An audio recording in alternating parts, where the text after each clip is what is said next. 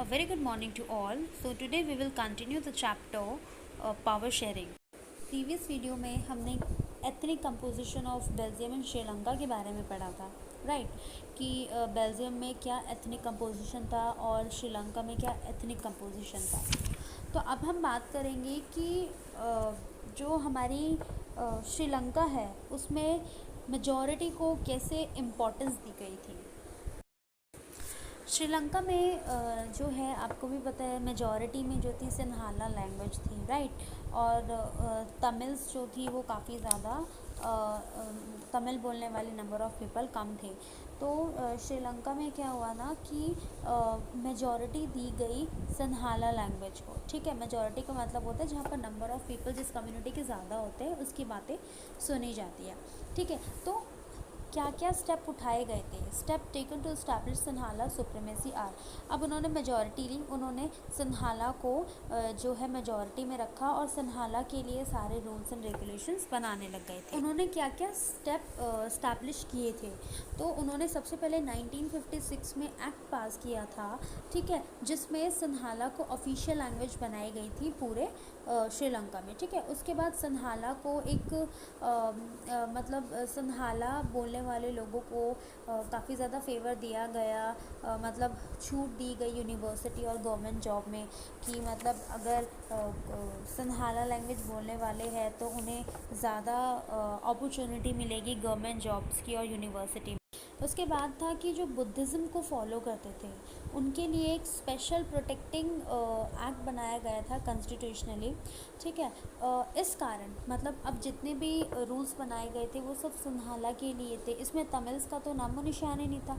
तो तमिल्स ने जो है इनके अगेंस्ट गए कि सारे रूल्स आप क्यों इनके लिए बना रहे हो, क्यों सिन्हाला को आप इतनी ज़्यादा प्रोटेक्शन वगैरह दे रहे हो, आप हमें क्यों नहीं दे रहे? हम भी तो इस देश के मतलब इस कंट्री के हैं, हमारे लिए कोई भी स्पेशल है।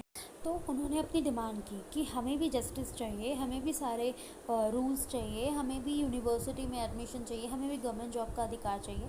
तो उनकी डिमांड को निगलेक्ट किया गया, नहीं माना। तो ये सब करके जब तमिल्स की बात नहीं सुनी गई तब तमिल्स को गुस्सा आ गया, फिर ये सिविल वॉर का कारण बन गया जिसमें 1000 ऑफ पीपल्स दोनों कम्युनिटी के काफ़ी ज़्यादा मारे गए थे। तो ये कारण था सिविल वॉर का। नेक्स्ट टॉपिक है हमारा why is power sharing desirable. तो इसके दो रीज़न हैं, प्रूडेंशियल रीज़न और मॉरल रीज़न। प्रूडेंशियल रीज़न में क्या है कि पावर शेयरिंग से हम कॉन्फ्लिक्ट्स को रिड्यूस कर सकते हैं, मतलब जो भी हमारे कॉन्फ्लिक्ट्स होते हैं, जो भी हमारी लड़ाइयाँ होती हैं, हम उसे रोक सकते हैं। दूसरा ये स्टेबिलिटी प्रोवाइड कराता है गवर्नमेंट के बीच, ठीक है। मॉरल रीज़न में ये हो सकता है कि power sharing is very spirit of democracy, मतलब स्पिरिट है डेमोक्रेसी की, मीन्स कि डेमोक्रेसी में लोगों को जितना ध्यान रखा जाता है तो ऐसे ही पावर शेयरिंग में भी लोगों की बातों को मद्देनज़र रखते हुए ही काम किया जाता है।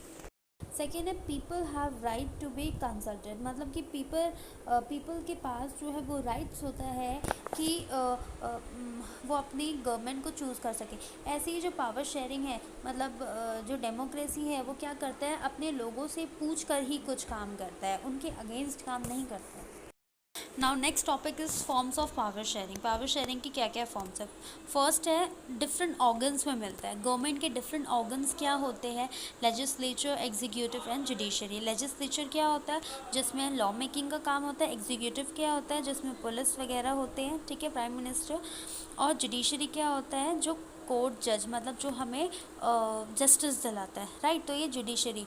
तो हमारे लेजिस्लेचर, एग्जीक्यूटिव, जुडिशरी के बीच भी पावर शेयरिंग है। सेकंड है power is shared among governments at different level. Government के डिफरेंट लेवल पर पता है, सेंट्रल, स्टेट एंड लोकल।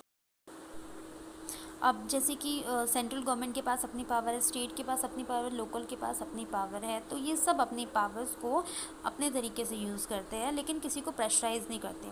दूसरा है हमारा power sharing is among different social groups. Like हमें पता है कि हमारे कुछ रिजर्व कॉन्स्टिट्यूंसीज हैं, जैसे कि ST SCs हो गए, ठीक है, इनको एक स्पेशल गवर्नमेंट मतलब डेमोक्रेसी से एक स्पेशल रिजर्वेशन मिला हुआ है, क्योंकि ये लोग बहुत ज़्यादा बैकवर्ड होते हैं। तो गवर्नमेंट चाहती है कि ये लोग आगे आए और देश में कुछ तरक्की करें और अपना नाम बनाएं।